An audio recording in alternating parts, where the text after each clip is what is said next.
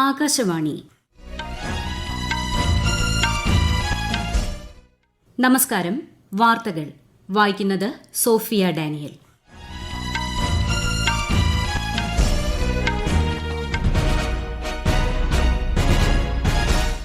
പ്രധാന വാർത്തകൾ.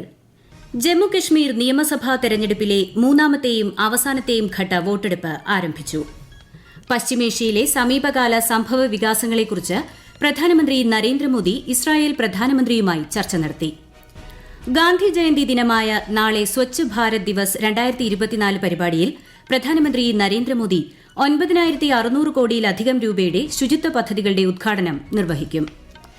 അതീവ ഗുരുതരാവസ്ഥയിൽ കഴിയുന്ന രോഗികളുടെ ജീവൻ രക്ഷാ സംവിധാനങ്ങൾ ഒഴിവാക്കുന്നത് സംബന്ധിച്ച കരട് മാർഗനിർദ്ദേശങ്ങൾ കേന്ദ്ര ആരോഗ്യ മന്ത്രാലയം പുറത്തുവിട്ടു.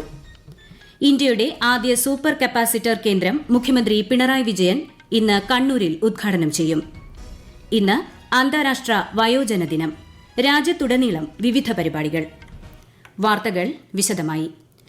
രാജ്യത്തെ ആരോഗ്യരക്ഷാ സൌകര്യങ്ങൾ വർദ്ധിപ്പിക്കാൻ തുടർച്ചയായ ശ്രമങ്ങളാണ് കേന്ദ്ര സർക്കാർ നടത്തുന്നതെന്ന് രാഷ്ട്രപതി ദ്രൌപദി മുർമു. ന്യൂഡൽഹിയിലെ ഭാരത് മണ്ഡപത്തിൽ ഡോക്ടർ രാം മനോഹർ ലോഹ്യ ആശുപത്രിയുടെ Atal Bihari Vajpayee institute of medical സയൻസസിന്റെ 10ാമത് ബിരുദദാന ചടങ്ങിനെ അഭിസംബോധന ചെയ്യുകയായിരുന്നു രാഷ്ട്രപതി. രോഗികളുടെ ജീവൻ രക്ഷിക്കാൻ ഡോക്ടർമാർ എല്ലാ ശ്രമങ്ങളും നടത്തുന്നുവെന്ന് എല്ലാവരും മനസ്സിലാക്കണമെന്ന് ഡോക്ടർമാരോട് മോശമായി പെരുമാറിയ സംഭവത്തെ പരാമർശിച്ചുകൊണ്ട് രാഷ്ട്രപതി പറഞ്ഞു. ജമ്മുകശ്മീർ നിയമസഭാ തെരഞ്ഞെടുപ്പിലെ മൂന്നാമത്തെയും അവസാനത്തെയും ഘട്ട വോട്ടെടുപ്പ് ആരംഭിച്ചു. 7 ജില്ലകളിലെ 40 നിയമസഭാ മണ്ഡലങ്ങളിലാണ് ഇന്ന് പോളിംഗ്. സുഗമവും സമാധാനപരവുമായ വോട്ടെടുപ്പിനായി വിപുലമായ സുരക്ഷാ ക്രമീകരണങ്ങളാണ് ഒരുക്കിയിരിക്കുന്നത്. രാവിലെ 7 മണിക്ക് ആരംഭിച്ച വോട്ടെടുപ്പ് വൈകിട്ട് 6 മണിവരെ തുടരും. 5060 പോളിംഗ് ബൂത്തുകളിലും തിരഞ്ഞെടുപ്പ് ഡ്യൂട്ടിക്കുമായി 20,000-ലേറെ ഉദ്യോഗസ്ഥരെയാണ് വിന്യസിച്ചിരിക്കുന്നത്. 512 സ്ഥാനാർത്ഥികളാണ് ജനവിധി തേടുന്നത്. 39 ലക്ഷത്തിലധികം ജനങ്ങളാണ് സമ്മതിദാന അവകാശം വിനിയോഗിക്കുന്നത്. നിയമസഭാ തെരഞ്ഞെടുപ്പിലെ 3 ഘട്ടങ്ങളിലേക്കുമുള്ള വോട്ടെണ്ണൽ ഈ മാസം 8-ന് നടക്കും. ഹരിയാന നിയമസഭാ തെരഞ്ഞെടുപ്പ് പ്രചാരണം ഊർജിതമായി തുടരുന്നു. 90 നിയമസഭാ സീറ്റുകളിലേക്ക് ഈ മാസം 5-നാണ് വോട്ടെടുപ്പ്. വിവിധ രാഷ്ട്രീയ പാർട്ടികളുടെ പ്രമുഖ നേതാക്കൾ തിരഞ്ഞെടുപ്പ് റാലികളിലും റോഡ് ഷോയിലും സജീവമാണ്. ഫരീദാബാദിൽ ഇന്ന് നടക്കുന്ന തിരഞ്ഞെടുപ്പ് യോഗത്തിൽ പ്രധാനമന്ത്രി നരേന്ദ്രമോദി പങ്കെടുക്കും. മുതിർന്ന ബിജെപി നേതാവും ഉത്തരാഖണ്ഡ് മുഖ്യമന്ത്രിയുമായ പുഷ്കർ സിംഗ് ധാമിയും ഉത്തർപ്രദേശ് മുഖ്യമന്ത്രി യോഗി ആദിത്യനാഥും വിവിധ തിരഞ്ഞെടുപ്പ് റാലികളിൽ പങ്കെടുത്തു.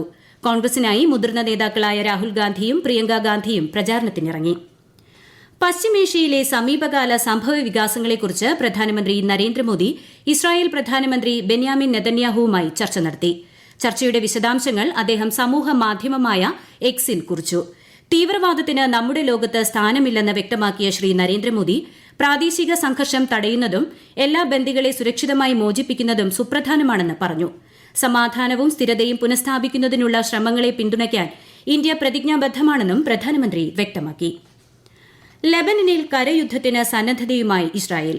2 ആഴ്ചയായി തുടരുന്ന തീവ്ര വ്യോമാക്രമണത്തിന് പിന്നാലെയാണ് കരയുദ്ധം നടത്താനുള്ള ഇസ്രായേൽ നീക്കം.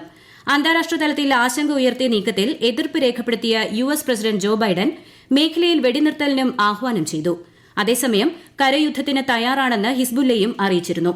ഇസ്രായേൽ വ്യോമാക്രമണത്തിൽ ഏകദേശം 1000 സാധാരണക്കാർ കൊല്ലപ്പെട്ടതായും 10 ലക്ഷം പേർ പലായനം ചെയ്തതായും ലബനീസ് സർക്കാർ അറിയിച്ചു. യുക്രൈന് $50 ബില്യൺ വായ്പ നൽകുന്നത് സംബന്ധിച്ച് ഈ മാസം അവസാനത്തോടെ രാഷ്ട്രീയ കരാറിലെത്താൻ G7 രാജ്യങ്ങൾ തീരുമാനിച്ചതായി European commission. America, Canada, Japan, Britain, France, Germany, Italy എന്നിവയാണ് G7 രാജ്യങ്ങൾ. പാശ്ചാത്യ രാജ്യങ്ങളിലെ നിശ്ചലമായ റഷ്യൻ ആസ്തികളിൽ നിന്നുള്ള ലാഭത്തിൽ നിന്നാണ് യുക്രൈന് വായ്പ നൽകുക.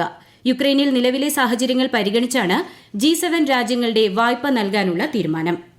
രാജ്യത്ത് സമ്പൂർണ്ണ ശുചിത്വം ലക്ഷ്യമിട്ടുള്ള ബഹുജന പ്രസ്ഥാനങ്ങളിലൊന്നായ സ്വച്ഛ് ഭാരത് മിഷൻ ആരംഭിച്ച് ഗാന്ധി ജയന്തി ദിനമായ നാളെ 10 വർഷം പൂർത്തിയാകും. രാജ്യവ്യാപകമായി വൻ ജനപങ്കാളിത്തം നേടിയ സംരംഭം ആഗോളതലത്തിലും ശ്രദ്ധേയമായി. സ്വച്ഛ് ഭാരത് മിഷന്റെ 10ാം വാർഷികത്തോടനുബന്ധിച്ച് നാളെ ന്യൂഡൽഹിയിൽ നടക്കുന്ന സ്വച്ഛ് ഭാരത് ദിവസ് 2024 പരിപാടിയിൽ പ്രധാനമന്ത്രി നരേന്ദ്രമോദി 9,600 കോടിയിലധികം രൂപയുടെ ശുചിത്വ പദ്ധതികൾ ഉദ്ഘാടനം ചെയ്യും. വിശദാംശങ്ങളിലേക്ക്. 155 ഗാന്ധി ജയന്തി ദിനമായ നാളെ വിജ്ഞാൻ ഭവനിൽ രാവിലെ നടക്കുന്ന പരിപാടിയിൽ നിരവധി സുപ്രധാന പദ്ധതികൾക്ക് പ്രധാനമന്ത്രി തുടക്കം കുറിക്കും. അമൃത് 2.0 എന്നിവയ്ക്ക് കീഴിൽ നഗരങ്ങളിലെ മലിനജല സംവിധാനങ്ങൾ മെച്ചപ്പെടുത്താൻ ലക്ഷ്യമിട്ടുള്ള 6800 കോടി രൂപയുടെ പദ്ധതികൾ, ഗംഗാ നദീതട പ്രദേശങ്ങളിലെ ജലത്തിന്റെ ഗുണനിലവാരം മെച്ചപ്പെടുത്തുന്നതിനും മാലിന്യ സംസ്കരണത്തിനും ഊന്നൽ നൽകുന്ന 1550 കോടി രൂപയുടെ 10 പദ്ധതികൾ, ഗോബർധൻ പദ്ധതിക്ക് കീഴിൽ 1332 കോടി രൂപയുടെ 15 കംപ്രസ്ഡ് ബയോഗ്യാസ് പ്ലാന്റ് പദ്ധതികൾ എന്നിവ ഇതിൽ ഉൾപ്പെടുന്നു. സ്വച്ഛ് ഭാരത് ദേശീയ ഉദ്യമത്തിന്റെ അടുത്ത ഘട്ടത്തിനും പരിപാടിയിൽ തുടക്കമാകും. സ്വഭാവ് സ്വച്ഛത സംസ്കാർ സ്വച്ഛത എന്ന പ്രമേയത്തിൽ സംഘടിപ്പിച്ച സ്വച്ഛതാ ഹി സേവ ക്യാമ്പയിന് കീഴിൽ ഇതുവരെ 17 കോടിയിലധികം ജനങ്ങളുടെ പൊതു പങ്കാളിത്തത്തോടെ 19.7 ലക്ഷത്തിലധികം പരിപാടികൾ പൂർത്തിയാക്കി. കൂടാതെ ഏക് പേഡ് മാ കെ നാം ക്യാമ്പയിന് കീഴിൽ 45 ലക്ഷം വൃക്ഷത്തൈകളും നട്ടുപിടിപ്പിച്ചു. News desk, Akashvani. സ്വച്ഛതാ ഹി സേവ ക്യാമ്പയിന്റെ ഭാഗമായി കേന്ദ്ര യുവജനകാര്യ മന്ത്രാലയത്തിന് കീഴിലുള്ള നെഹ്റു യുവകേന്ദ്രയുടെ ആഭിമുഖ്യത്തിൽ നാളെ തിരുവനന്തപുരം ശംഖുമുഖം ബീച്ചിൽ ശുചീകരണ യജ്ഞം സംഘടിപ്പിക്കും. രാവിലെ 9 മണിക്ക് കേന്ദ്ര സഹമന്ത്രി ജോർജ് കുര്യൻ ഉദ്ഘാടനം ചെയ്യും. കേരളത്തിലെ 9 ജില്ലകളിലും തീരദേശ പ്രദേശങ്ങളിലും മാഹി ലക്ഷദ്വീപ് കടൽ തീരദേശ പ്രദേശങ്ങളിലും മൈ ഭാരത് വോളണ്ടിയർമാർ ശുചീകരണ പ്രവർത്തനങ്ങളും ബോധവൽക്കരണ പരിപാടികളും സംഘടിപ്പിക്കും. അതീവ ഗുരുതരാവസ്ഥയിൽ കഴിയുന്ന രോഗികളുടെ ജീവൻ രക്ഷാ സംവിധാനങ്ങൾ ഒഴിവാക്കുന്നതിന്റെ കരട് മാർഗനിർദ്ദേശങ്ങൾ കേന്ദ്ര ആരോഗ്യ മന്ത്രാലയം പുറത്തുവിട്ടു. ജീവിതത്തിലേക്ക് തിരിച്ചു കൊണ്ടുവരാൻ കഴിയാത്തതും ചികിത്സിച്ച് ഭേദമാക്കാൻ പറ്റാത്തതും മരണം അനിവാര്യവുമായ സ്ഥിതിയുമാണ് അതീവ ഗുരുതരാവസ്ഥയെന്ന നിർവചനം കൊണ്ട് ഉദ്ദേശിക്കുന്നത്. 72 മണിക്കൂറിന് ശേഷവും പുരോഗതിയില്ലാത്ത ഗുരുതര മസ്തിഷ്ക പരിക്കുകൾ ഈ ഗണത്തിൽ ഉൾപ്പെടുത്തിയിട്ടുണ്ട്. രോഗിയുടെ മസ്തിഷ്ക മരണം, ചികിത്സ കൊണ്ട് പ്രയോജനം ലഭിക്കാത്ത അവസ്ഥ, രോഗിയുടെ ബന്ധുക്കളിൽ നിന്നുള്ള രേഖാമൂലമുള്ള വിസമ്മതം എന്നിവയിൽ ഉൾപ്പെടെ ഡോക്ടർമാർക്ക് തീരുമാനമെടുക്കാമെന്ന് മാർഗനിർദ്ദേശത്തിൽ പറയുന്നു. 4 ദിവസത്തെ സന്ദർശനത്തിനായി ഇന്ത്യയിലെത്തിയ ജമൈക്കൻ പ്രധാനമന്ത്രി ഡോക്ടർ ആൻഡ്രൂ ഹോൾസനുമായി പ്രധാനമന്ത്രി നരേന്ദ്രമോദി ഇന്ന് ഡൽഹിയിൽ പ്രതിനിധിതല ചർച്ച നടത്തും. ഉഭയകക്ഷി ബന്ധം ശക്തിപ്പെടുത്തുന്നതിന് ഇരു രാജ്യങ്ങളും തമ്മിൽ ധാരണാപത്രങ്ങളും കരാറുകളും ഒപ്പുവെക്കുമെന്ന് പ്രതീക്ഷിക്കുന്നു. ഈ വാർത്തകൾ ആകാശവാണിയിൽ നിന്ന്. ഇന്ത്യയിലെ ആദ്യത്തെ സൂപ്പർ കപ്പാസിറ്റർ ഉൽപാദന കേന്ദ്രത്തിന്റെ 1ാം ഘട്ട ഉദ്ഘാടനം ഇന്ന് മുഖ്യമന്ത്രി പിണറായി വിജയൻ കണ്ണൂർ കല്യാശ്ശേരിയിൽ നിർവഹിക്കും. പുതിയ പ്ലാന്റിൽ നിന്ന് ലോക നിലവാരത്തിലുള്ള സൂപ്പർ കപ്പാസിറ്ററുകൾ തദ്ദേശീയമായി നിർമ്മിച്ച് ഇന്ത്യൻ പ്രതിരോധ മേഖലയ്ക്കും ഇലക്ട്രിക് വാഹനങ്ങൾക്കും ബഹിരാകാശ ദൌത്യങ്ങൾക്കും ഉൾപ്പെടെ വിതരണം ചെയ്യാൻ സാധിക്കും. കേന്ദ്ര സംസ്ഥാന സർക്കാരുകളുടെ സാമ്പത്തിക സഹായത്തോടെയാണ് കേന്ദ്രം സജ്ജമാക്കിയത്. ഇന്ന് അന്താരാഷ്ട്ര വയോജന ദിനം. ദിനാഘോഷത്തിന്റെ സംസ്ഥാനതല ഉദ്ഘാടനവും വയോസേവന അവാർഡ് ദാനവും തിരൂരിൽ മന്ത്രി ആർ ബിന്ദു ഉദ്ഘാടനം ചെയ്യും.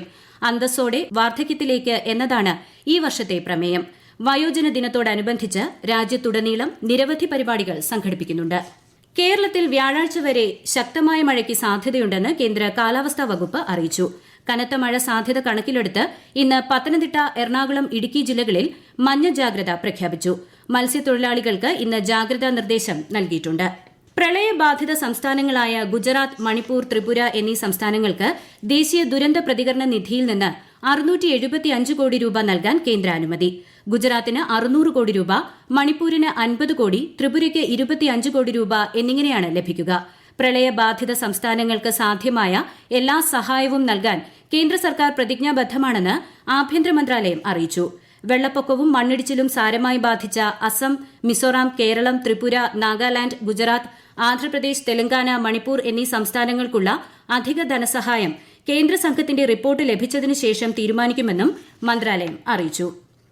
ഭൂട്ടാനിലെ തിംഫുവിൽ നടന്ന സാഫ് അണ്ടർ-17 ചാമ്പ്യൻഷിപ്പ് ഫൈനലിൽ ബംഗ്ലാദേശിനെ തോൽപ്പിച്ച് ഇന്ത്യ കിരീടം സ്വന്തമാക്കി. എതിരില്ലാത്ത 2 ഗോളുകൾക്കാണ് ഇന്ത്യൻ സംഘം ബംഗ്ലാദേശിനെ പരാജയപ്പെടുത്തിയത്. ഇന്ത്യ ബംഗ്ലാദേശ് കാൺപൂർ ടെസ്റ്റിന്റെ അവസാന ദിവസമായ ഇന്ന് ബംഗ്ലാദേശ് 2 വിക്കറ്റ് നഷ്ടത്തിൽ 26 റൺ എന്ന നിലയിൽ 2ാം ഇന്നിംഗ്സ് പുനരാരംഭിക്കും. പ്രധാന വാർത്തകൾ വീണ്ടും. ജമ്മുകശ്മീർ നിയമസഭാ തെരഞ്ഞെടുപ്പിലെ 3ാമത്തെയും അവസാനത്തെയും ഘട്ട വോട്ടെടുപ്പ് ആരംഭിച്ചു. പശ്ചിമേഷ്യയിലെ സമീപകാല സംഭവ വികാസങ്ങളെക്കുറിച്ച് പ്രധാനമന്ത്രി നരേന്ദ്രമോദി ഇസ്രായേൽ പ്രധാനമന്ത്രിയുമായി ചർച്ച നടത്തി. ഗാന്ധി ജയന്തി ദിനമായ നാളെ സ്വച്ഛ് ഭാരത് ദിവസ് 2024 പരിപാടിയിൽ പ്രധാനമന്ത്രി നരേന്ദ്രമോദി 9600 കോടിയിലധികം രൂപയുടെ ശുചിത്വ പദ്ധതികളുടെ ഉദ്ഘാടനം നിർവഹിക്കും. അതീവ ഗുരുതരാവസ്ഥയിൽ കഴിയുന്ന രോഗികളുടെ ജീവൻ രക്ഷാ സംവിധാനങ്ങൾ ഒഴിവാക്കുന്നത് സംബന്ധിച്ച കരട് മാർഗനിർദ്ദേശങ്ങൾ കേന്ദ്ര ആരോഗ്യ മന്ത്രാലയം പുറത്തുവിട്ടു. ഇന്ത്യയുടെ ആദ്യ സൂപ്പർ കപ്പാസിറ്റർ കേന്ദ്രം മുഖ്യമന്ത്രി പിണറായി വിജയൻ ഇന്ന് കണ്ണൂരിൽ ഉദ്ഘാടനം ചെയ്യും. ഇന്ന് അന്താരാഷ്ട്ര വയോജന ദിനം. രാജ്യത്തുടനീളം വിവിധ പരിപാടികൾ. വാർത്തകൾ കഴിഞ്ഞു. അടുത്ത വാർത്താ പ്രക്ഷേപണം ഉച്ചയ്ക്ക് 12:30.